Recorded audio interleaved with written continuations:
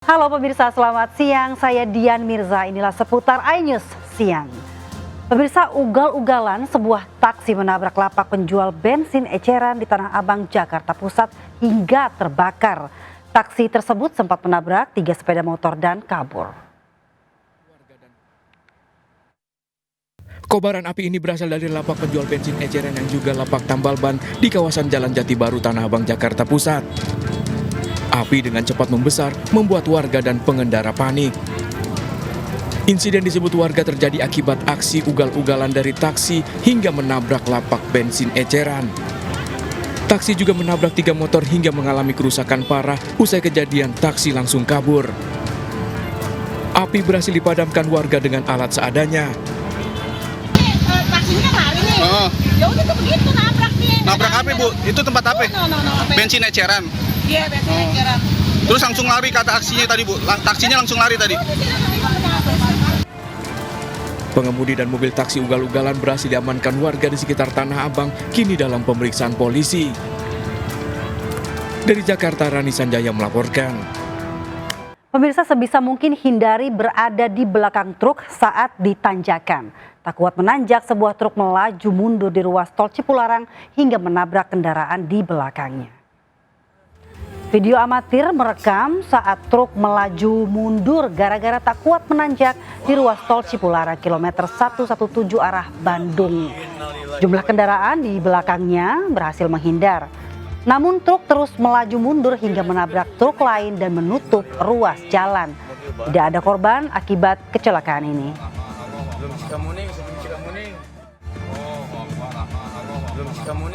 Susahnya cari kerja, ribuan orang melamar sebagai petugas penanganan prasarana dan sarana umum PPSU di Balai Kota Jakarta. Tak hanya kaum muda, lansia, ibu rumah tangga, hingga sarjana ikut melamar.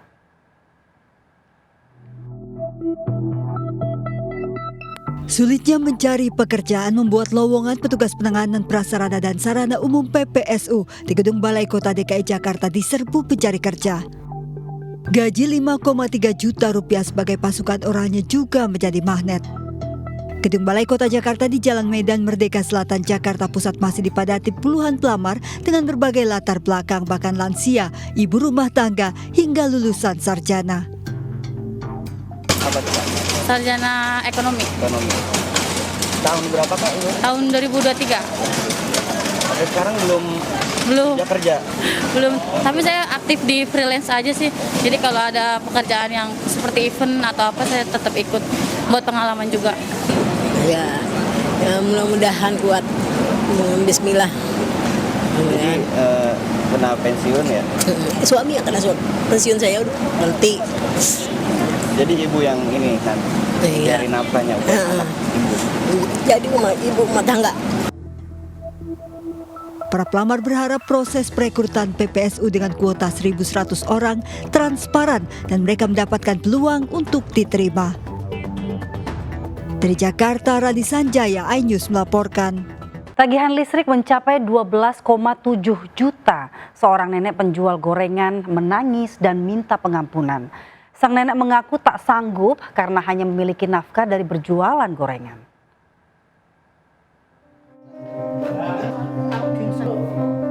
Saya terus terang, Pak, saya gak mampu, saya takut. Sampai anggar ada PLN sudah minta wajur, Pak. Uti aku, Pak. Nenek Masruroh syok dan menangis saat menerima tagihan listrik PLN yang mencapai Rp12.700.000. Warga Desa Kuaron, Kecamatan Diwe, Kabupaten Jombang ini menceritakan tagihan denda itu muncul setelah PLN merazia rumahnya dan menemukan kabel aliran listrik di atap. Nenek penjual gorengan itu disebut mencuri listrik oleh PLN. Namun Masruroh mengaku tak tahu menahu soal itu, lantaran listrik dipasang oleh ayahnya yang meninggal tahun 1992 dan suaminya meninggal 10 tahun silam. Pihak PLN memberi keringanan cicilan hingga 12 bulan. Namun baru 2 kali mencicil, Masruroh mengaku tidak sanggup lagi. Terus saya harus bayar segitu gimana? Saya juga nggak bisa, maaf. Sekali lagi maaf. Kalau memang salah. Oh, saya juga salah, tak tanggung orang tua saya yang meninggal, yang saya juga nggak tahu. Ada gitu-gitu di atas, saya juga nggak tahu. Saya hanya menempati gitu. Kalau bisa bukan bebaskan, Pak, bebaskan.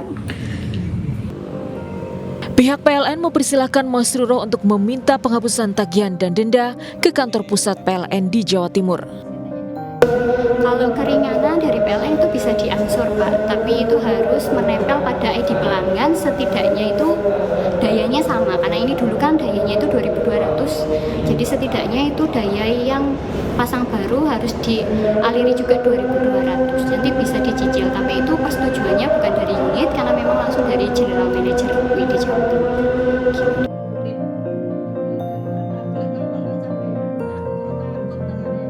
Dari Jombang, Jawa Timur, Muhtar Bagus, iNews melaporkan. Pekerja kesulitan sholat Jumat gara-gara aturan pemberi kerja kembali ditemukan.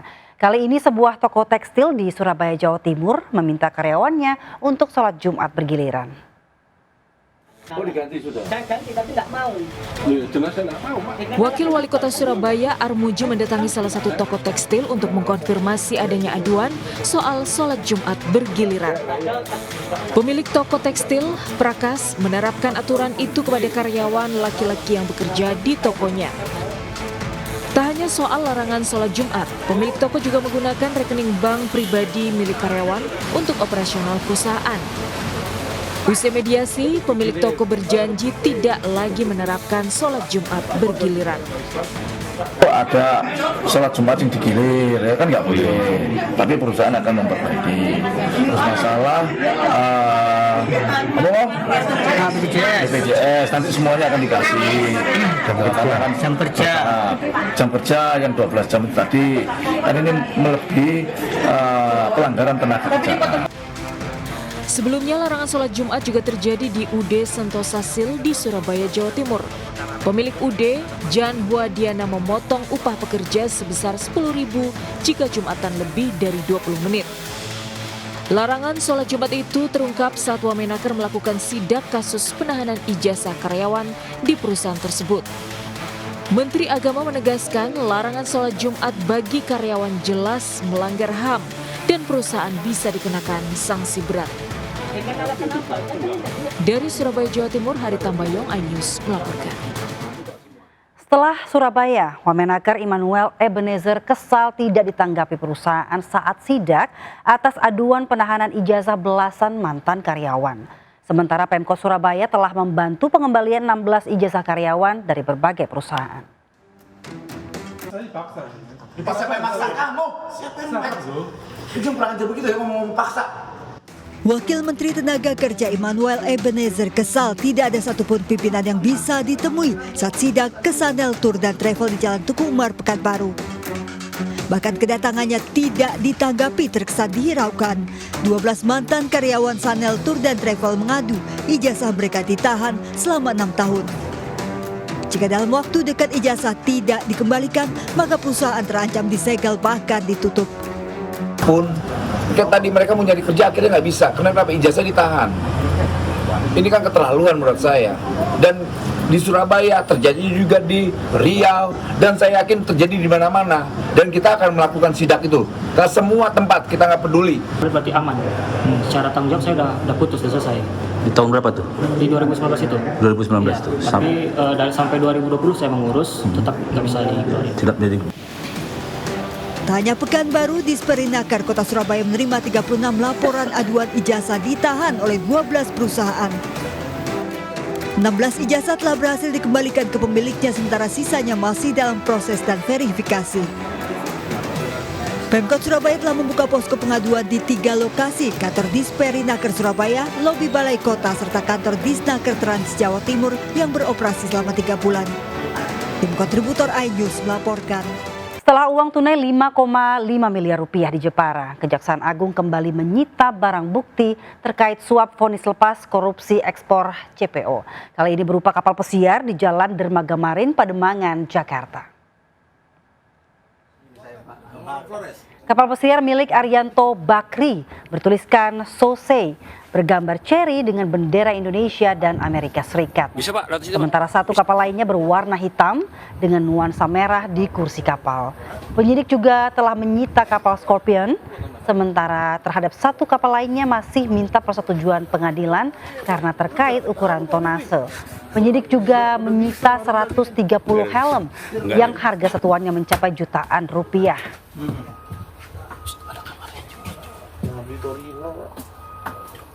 Yang tahunan itu ya. Pemirsa, fakta baru terungkap dalam sidang suap penetapan anggota DPR Harun Masiku dengan terdakwa Hasto Kristianto. Dalam rekaman telepon terungkap kata perintah ibu dalam konteks memuluskan penetapan Harun Masiku sebagai anggota DPR.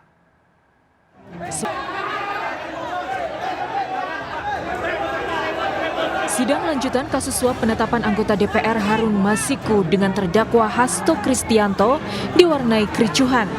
Sejumlah orang diusir paksa oleh massa pendukung Hasto.